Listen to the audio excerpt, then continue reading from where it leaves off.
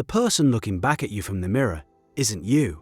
It's an archive. It's a physical recording of every assumption you've ever accepted about yourself, playing on a loop. This video will show you how to hijack that feedback loop using your own reflection as a tool for dismantling the old identity. And chances are, you've been using this tool completely backwards, reinforcing the very limitations you're trying to escape. You've probably tried it before. Staring into the mirror, forcing out affirmations, "I am confident, I am successful, I am wealthy." And you felt ridiculous. There's a squirming discomfort in your stomach, a voice in your head that says, "No, you're not." That feeling is your nervous system telling you one thing: stop lying. Your body keeps an accurate score. It knows your default emotional state, your baseline anxieties, your practiced hesitations. When your words conflict with the deeply felt reality of who you've been, your system flags it as a threat. An integrity breach, the discomfort you feel is the entire point. It's a diagnostic signal. The mirror isn't a magical portal you speak wishes into.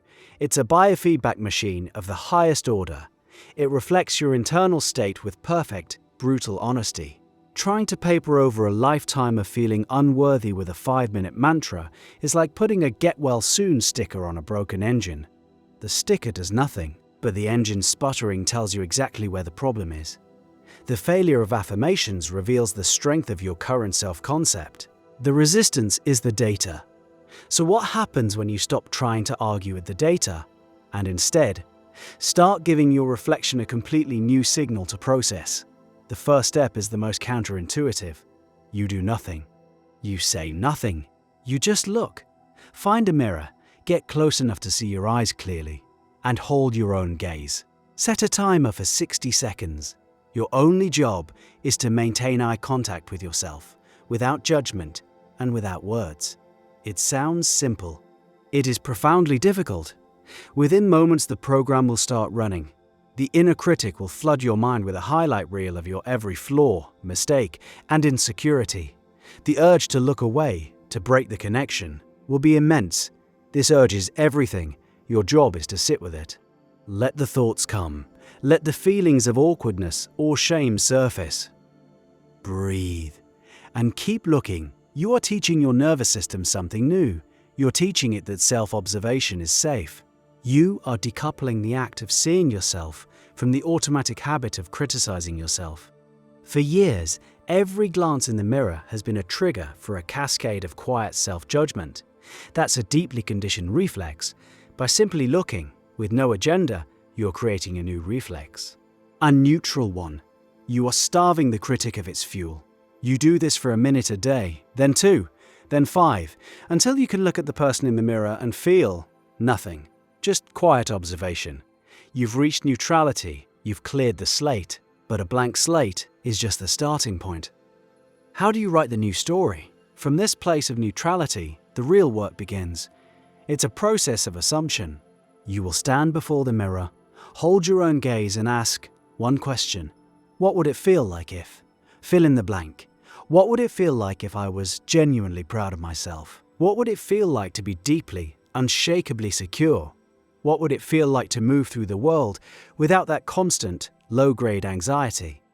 You aren't saying, "I am proud." You are inviting the genuine, physical sensation into your body. Close your eyes for a moment if you need to. Recall a time you felt a flicker of that state. Maybe it was the pride of solving a difficult problem, the security of being with someone you trust completely. Access the memory of the feeling itself. What does it feel like in your chest, in your stomach? How does it change your posture, your breathing? Your job is to generate that feeling, that physiological state, within yourself first. You are creating the cause, you are becoming an actor, embodying a role, but the audience is your own nervous system. Once you have a hold on that feeling, even a faint one, open your eyes. Look at your reflection while holding that state. This is the critical step. You are now associating your own physical image with a new emotional signature. You are looking at the person in the mirror and seeing them inhabit a new reality. The reflection is no longer a reminder of your past limitations. It is becoming a vessel for a future possibility. You are building a new relationship with yourself, one where you anchor desired feelings to your own identity. You are giving your brain a new piece of data. This face, this body, is capable of feeling this way. Repeat this process. The feeling will get stronger, easier to access, but something else is happening on a much deeper level that solidifies this change permanently. Every time you do this, you are casting a vote for a new identity. Psychologists talk about self-concept as a collection of beliefs we hold about ourselves. These beliefs are built from evidence.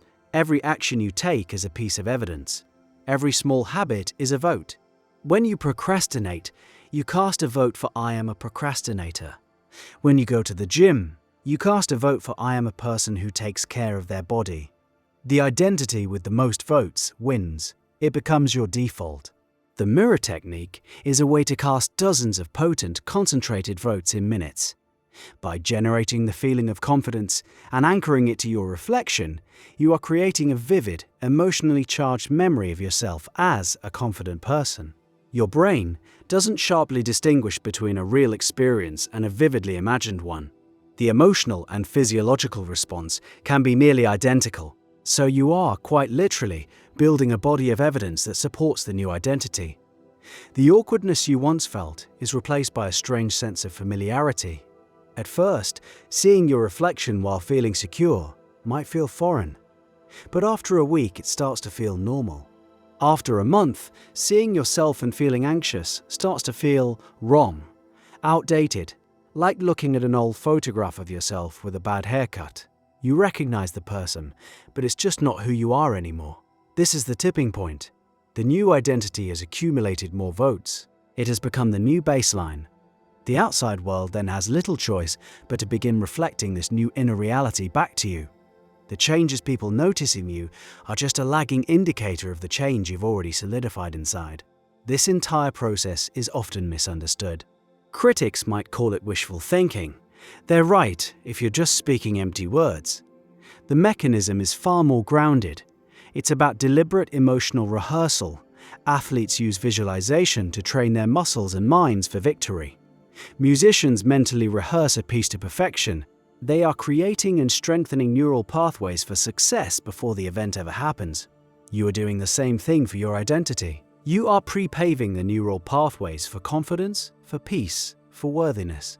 You are making these states familiar, accessible, and eventually automatic. The mirror is the training ground. Holding your gaze while holding a new feeling forces your brain to reconcile the two. This is what I look like. This is what this new state feels like. These two things now belong together. It's a form of self-directed neuroplasticity. You are actively rewiring your brain's associations with its own image. This explains why the neutrality phase is so crucial. Attempting to layer a positive feeling on top of a mountain of self-criticism is like planting a garden in toxic soil. You must first neutralize the soil. You have to establish a baseline of non-judgmental self-acceptance before any new seeds can grow. Ignoring this step is why most people quit. They try to force the positive feeling, meet massive internal resistance, and conclude it doesn't work. They are trying to skip to the end without doing the foundational work. It's a mechanical process. Step 1 must precede step 2. Eventually, the technique becomes obsolete. You no longer need the mirror. The new state of being is simply who you are. It's your default. Your posture has changed. Your tone of voice has shifted. The way you make eye contact with others is different. Your internal monologue is less critical, more supportive. You have successfully installed a new operating system. The old program hasn't been destroyed. It's just been overwritten by a more dominant one. It may still exist in the background, but it no longer runs the show. You'll notice this most in how you react to challenges. A situation that would have once sent you into a spiral of anxiety now registers as a simple problem to be solved. An opportunity you would have once felt unqualified for now seems like a natural next step. You have expanded your concept of what is possible for you, because you have expanded the concept of you. You've done this by systematically replacing old emotional data with new emotional data, using your own reflection as the focal point for the upgrade. It was never about changing what you see in the mirror. It was about changing the person who is looking. And the person looking was never just a collection of flaws or virtues. It was a set of assumptions, a pattern of energy, a habit of being. The mirror never showed you who you were. It only ever showed you who you were practicing being. And you can always choose a new practice. The mirror is just there to show you how you're doing. It confirms when the internal shift is complete. This same mechanism of reflection works everywhere, well beyond your bathroom mirror. Every person you interact with, every situation you encounter, is also a mirror. It reflects your own assumptions back at you.